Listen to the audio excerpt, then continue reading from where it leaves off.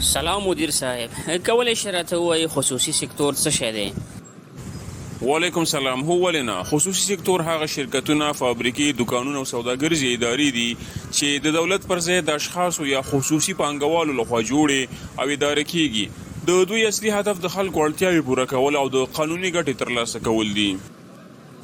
ډیره مننه. اوس که دا راته ووایئ چې د خصوصي سکتور او دولتي سکتور ترمنځ څه توپیر دی؟ دولتي سکتور د حکومت له بودیجې او ادارې لاندې وي، خو خصوصي سکتور د شخصي پانګې په وسیله فعالیت کوي. خصوصي شرکتونه عموما هڅه کوي چې په چټکۍ، کیفیت او نوښت سره پیرودونکي راضي وساتي. ډیره مننه. ولې خصوصي سکتور د یو هیواد لپاره مهم دی؟ ځکه چې خلکو ته د کار فرصتونه برابروي، په اقتصاد کې پانګونه زیاتوي، نوي اختراعات او نوښتونه رامنځته کوي، د دولت د مالیاتو عاید لوړوي، د سیالۍ له لارې د توکو او خدماتو کیفیت ښه کوي. ډیره مننه. اوس که دا راته ووایئ که خصوصي سکتور پیاوړی شي خلک څه ګټه کوي؟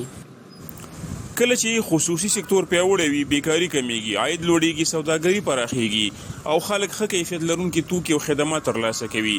په پایله کې د هیواد اقتصاد هم وده کوي. ډیره مننه. د خصوصي سکتور تر ټولو لوی ستونزې کومې دي؟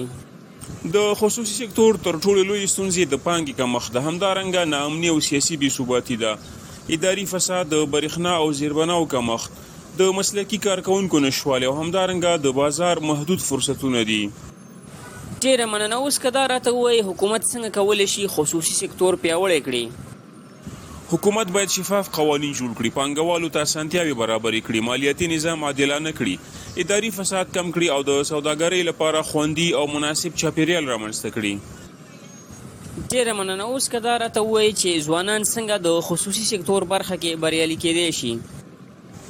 د مهارتونو زده کړه، نوښت، صداقت، دوامداره هڅه، د بازار اړتیاو درک او د کوچني کاروبار پیل کول هغه لارې چارې دي چې ځوانان بریالیتوب ته رسوي.